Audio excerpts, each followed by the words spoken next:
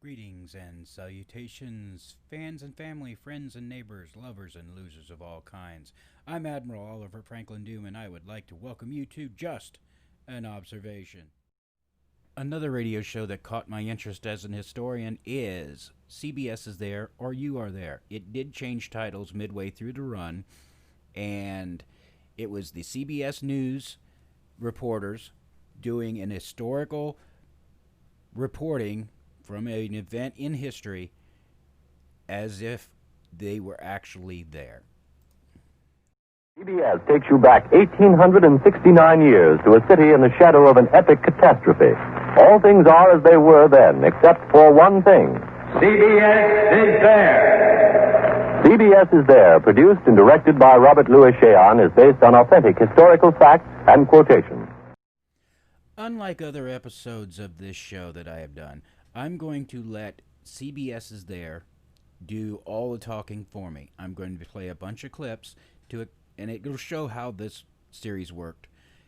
And this is the best way to do it for this particular series because there's not a lot to talk about.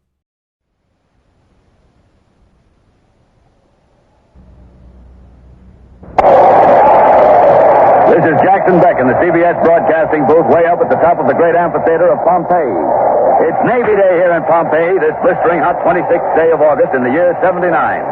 Navy Day, and no doubt about it. The mighty Roman fleet, fresh from its recent Mediterranean maneuvers, is anchored right out here in the Bay of Naples. And every Navy man that could get liberty is jam-packed into this amphitheater. Practically the whole population of Pompeii, 20,000 people, have turned out to honor the watchdogs of the empire, the mighty Roman fleet commanded by Pliny the Elder.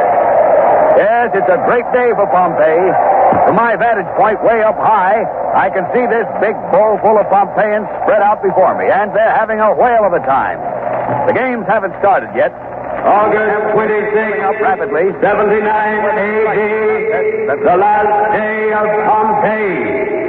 CBS is there. Today finds the Roman fleet in Pompeii's backyard, and the Pompeians have been looking forward to this holiday for a long time.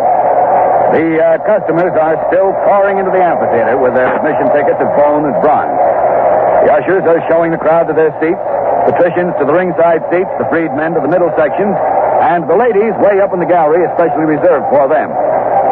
The big show in the arena here this afternoon, of course, is the fight between the gladiators Pugnax, P-U-G-N-A-X, Pugnax, and Moranus, M-U-R-R-A-N-U-S. That's Pugnax and Moranus. But also on the program is the execution of a family of Nazarenes who will be thrown to the lions. And after that, more contests, games, wild animal hunts, and a whopping big review of the fleet with all hands on deck. To cover these exciting events in Pompeii here today, CBS has special events reporters Ken Roberts down there at the ringside, Michael Fitzmaurice up in the ladies' gallery, lucky dog, Cameron Blake at the entrance to the arena, John Daly out in the bay with the fleet, and yours truly, Jackson Beck, perched up here in our CBS observation booth overlooking the whole amphitheater, right up near the gods themselves. And speaking of gods, I'll wager most of them are sitting right up on top of old Mount Vesuvius out there, sipping their nectar, savoring their ambrosia, and enjoying the fine spectacle right along with us poor mortals. Yeah. My calm, cool technician, Philip Airhorn, tells me that Ken Roberts is ready to introduce some of the celebrities who are here today, so we'll switch you to Ken Roberts down there at the ringside. The Nazarenes are alone in the arena now with the lions. They're standing together, their lips are moving in prayer. Now the animals have sighted them. They're bounding forward. They're ready. What in the world is that? How the heck? Why, God, it's Vesuvius!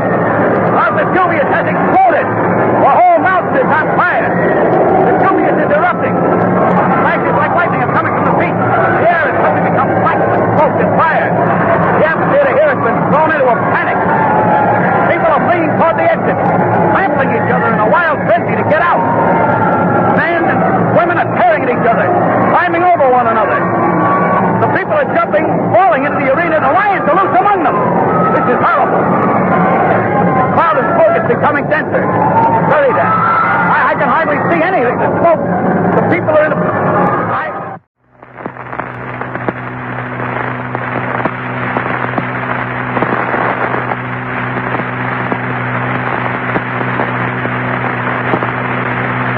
is CBS in Rome.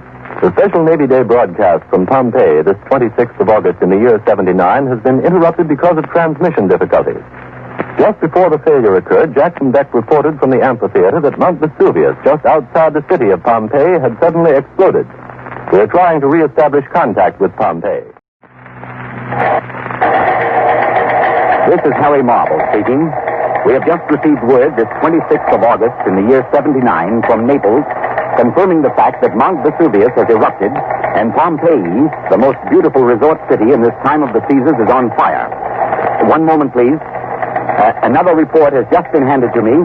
The town of Herculaneum, 8 miles west of Pompeii and on the western slope of Vesuvius, has also been inundated with a flood of fiery mud. CBS will do its best to provide the fullest possible coverage of this sudden and completely unexpected catastrophe this 26th day of August in the year 79, the first year of the reign of the Emperor Titus. Fortunately, we were broadcasting from Pompeii when Vesuvius exploded. Our CBS mobile unit was at the amphitheater, and we may be able to reestablish contact with it again. John Daly, aboard the fleet in the Bay of Naples, is equipped with a shortwave transmitter, and just a moment, I have just been informed that John Daly is ready to broadcast from the Roman Imperial Fleet. So over to John Daly.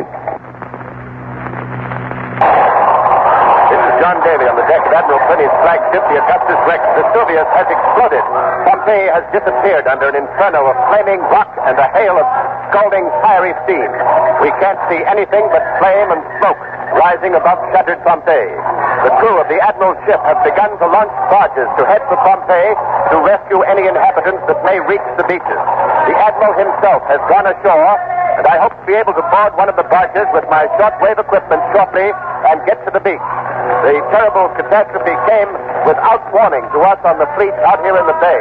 It was just past noon Roman time. As you heard the broadcast of the gladiatorial contest, we out here heard a terrific roar. We all turned to look and saw Vesuvius on fire. A tremendous column of smoke was shooting up from the summit, a cloud-like mass that burst upwards and outwards like a huge pine tree. It burned fiery red in spots, and in other spots it was black, blue, violet, all the colors of the rainbow. Huge chunks of rock and earth were tossed about in the air like pebbles, and everywhere a torrent of blazing embers was flying off into space. For a few seconds, this entire ghastly mass seemed suspended in the sky, and then, like a fiery blanket, it fell upon Pompeii and nearby Herculaneum. Wait just a moment. The barge on which I'm going ashore is ready. I'll try to get back on the air when I reach the beach. This is John Daly. I return you to CBS Rome.